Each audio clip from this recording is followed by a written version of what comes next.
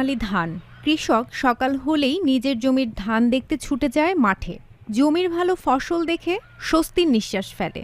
তবে মেহেরপুরের গাংনী উপজেলার দেবীপুর তেরাইল মাঠের রোপা আমন ধান চাষিদের বুক ভাঙা কষ্ট আর হতাশা নিয়েই দেখতে যেতে হয় নিজেদের ধান।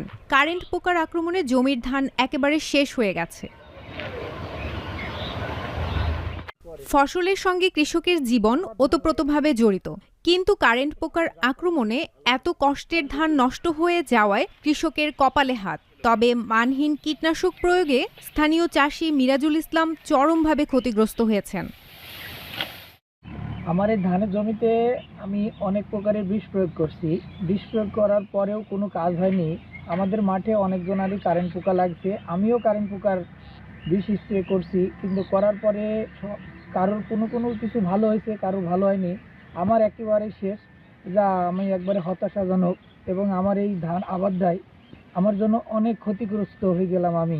একই অভিযোগ এলাকার অন্য কৃষকদেরও। তাদের অভিযোগ, কীটনাশক কোম্পানিগুলো আসলে কি কীটনাশক দেয় তাতে কোনো কাজ হয় না।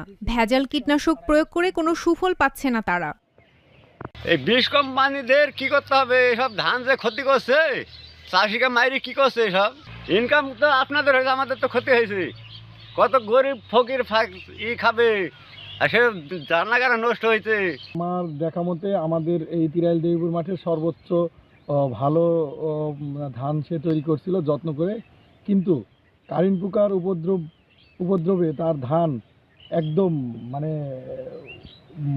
বিচালি করার মতনও পরিবেশ নাই, পুরো হুড়ুর মতন হয়ে গেছে। তবে কৃষি অফিস থেকে যদি সঠিক নির্দেশনা পাওয়া যেত কোন কীটনাশক ব্যবহার সঠিক, তবে এমন ক্ষতির মুখে পড়তে হতো না কৃষকদের, বলছেন একাধিক কৃষক।